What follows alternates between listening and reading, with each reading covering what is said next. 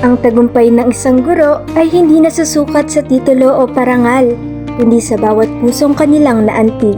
Sapagkat ang pagtuturo ay hindi lang propesyon, ito ay isang bokasyon na puspos ng pagmamahal at walang kapalit na responsibilidad. Ito ay ayon sa aming nakapanayam. Halika at samahan mo kaming balikan ang kanyang istorya. Magandang araw po. Kami po ay estudyante mula sa Basin na may kursong Bachelor of Science in Development Communication. Nais po sana namin kayong ma-interview. Pwede po ba namin kayong makausap tungkol sa inyong kwento? Okay, so ako si Loretta Enro. Naninirahan sa Malolos, sa Santissima, Malolos, Bulacan. At meron ako isang anak na lalaki. So sa kabutihang palad, nakatapos na siya ng pag-aaral.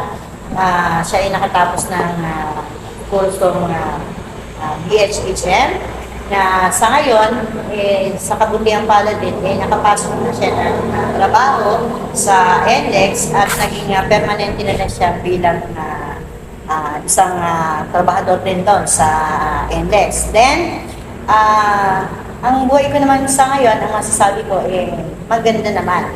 So, masaya, tahimik, ilang isang guro sa Bulacan Agricultural State College na sa ngayon meron akong kumbaga 30 years na ako na nanunungkulang bilang teacher. So yung first year ko naging teacher ako kasi dati meron kaming sa Bulacan Agricultural State College na dati is Bulacan National High School is ang tinuturuan ko noon is high school. So doon ako nagtagal hanggang sa na-phase out yung aming laboratory high school sa kadahilan ng dumami na ang estudyante sa kolehiyo at wala nang magagawang school kundi i-give way na yung high school. Although yung high school sila yung nakilala o sila yung nagpakilala sa Bulacan Agricultural State College dahil dun sa galing ng mga karamihan na estudyante na sa ngayon, yung mga naging estudyante ko na yon na nakatapos na rin ng mga pag-aaral, so mga naging professional na, and then karamihan sa kanila, talaga namang masasabi natin, hindi matatawaran yung mga na-achieve nila. So yung iba nga, naging teacher na rin dito sa Bulacan Agricultural State College. Yung iba is nasa management, yung iba naging kasamahan ko din dito sa IAS, pero karamihan ng naging estudyante ko is nasa management. Karamihan ng mga estudyante ko. Then hanggang sa yung pinaka-last batch namin na naging estudyante sa high school is mga meron ng kumbaga, nasa second year college na sila ngayon. Nakikita ko sila, nagiging estudyante ko pa rin sila. So, maganda naman yung naranasan ko dito sa Bulacan Agricultural State College. Kaya nga, hindi ko na rin inisip na lumipat o magpalipat pa ng iba pang eskwelahan sa malapit sa aking tahanan sa Malolos. Hindi palaging madali. Ang bawat tagumpay ay bunga ng sakripisyo, pagod at pawis. Yun yung masarap sa buhay ng tao, yung meron challenge, hindi ka pwede yung puro madali. Halaga sa buhay ng tao, mararanasan natin yung hirap, hindi puro sarap. So, kalkulan mo yung iba na namuhay ng pandemic. So, nung pandemic, hindi ako naging teacher, masasabi ko na siguro, hirap lang yung pamilya, lalo na sa financial. Kasi yung mister ko is nagtatrabaho during the night sa hotel. So, alam naman natin na during the pandemic, naka-shutdown lahat. So, sarado lahat. So, kaya umuwi siya ng Bulacan, sa Manila ako nagtatrabaho, umuwi ng Bulacan, then wala siyang trabaho. Kaya't hanggang ngayon ay patuloy siyang nagpapasalamat sa kanyang mga magulang na kumayod upang siya'y maging isang ganap na guro. Malaking pasasalamat tayo, lalo na sa nanay ko na sila, yung magulang ko, sila yung nagtumulong para makatapos ako ng pag-aaral. Then eto na nga, nakatapos ako ng teacher. So, nangyari ng pandemic na yung iba walang hanap buhay, walang pagkakakitaan, pero ang teacher, dire-diretso yung hanap buhay. Dire-diretso na kami ay sumasahod. Sa loob ng 30 taon ng kanyang pagtuturo, Hindi siya nakaranas ng anumang masamang karanasan bilang guro.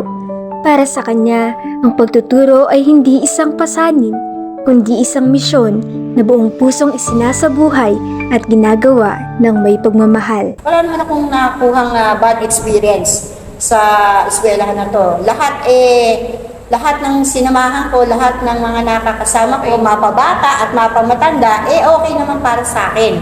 Then, even yung mga naging mga boss ko, yung dean ko, principal ko, wala naman akong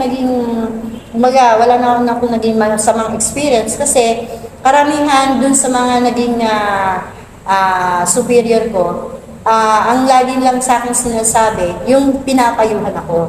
Na katulad nun, medyo bata pa kasi ako nun, na kayo maiiwanan dito, so lagi nilang sinasabi, yung pagtuturo o yung profession nyo o yung trabaho nyo na yan, kailangan trabahuin nyo. Hindi pa pwede kaya ka lang papasok dahil dun sa pera.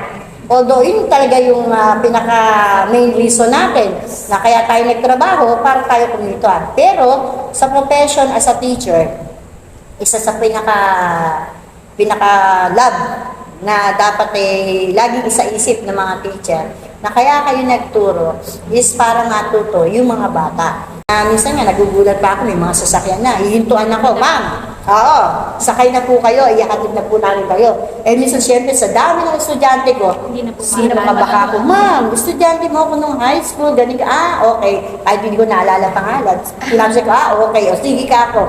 Minsan naman, pagsasakay ako ng bus, biglang may nagbabayad na lang. Sabi ko doon sa driver, doon sa conductor, sino nagbayad, anak? Sabi ko gano'n. Silip ako, nung makakawa kong kasamahan dito. Tapos biglang, ma'am, ako po to, estudyante niyo po. Kaya, sabi ko nga sa inyo, ang profession bilang teacher is napakaganda, napakasarap. Kasi kahit saan ka mapunta, at yung mga bata na to, na naturuan at nahawakan mo, talagang lilingon at lilingon sa'yo. Sa huli, ipinamalas niya ang matibay na katatagan ng loob at ang walang hanggang pagmamahal sa propesyon ng pagtuturo. Isang tunay na huwaran ng dedikasyon at inspirasyon. Ano pa ang bibigay niyong payo o mensahe sa mga nanonood? Okay, so ang payo na maibibigay ko siguro sa mga estudyante or kahit na dun sa mga baguhang professor, so ang tanging kong masasabi ko lang talagang yung pagmamahal nila, yung passion nila bilang isang teacher, since ako nga teacher, ang profession ko, is talagang yakapin nila at mahalin. Habaan pa yung pasensya yung sa mga estudyante kasi yan yung kinuha mo. Kaya nga, di ba, sabi nila, teacher is a noblest profession.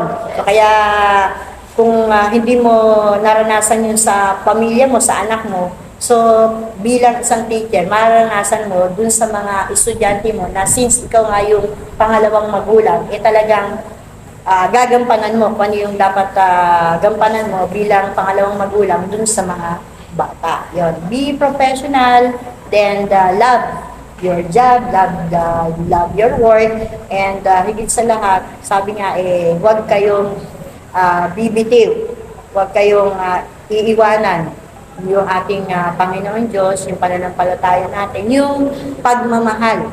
Yun ang pinaka-importante. Lahat tayo ay may pangarap para sa magandang buhay. Hindi ito nakukuha sa salita, kundi sa gawa. Ikaw, kailan mo sisimulan to pa rin ang iyong mga inaasam?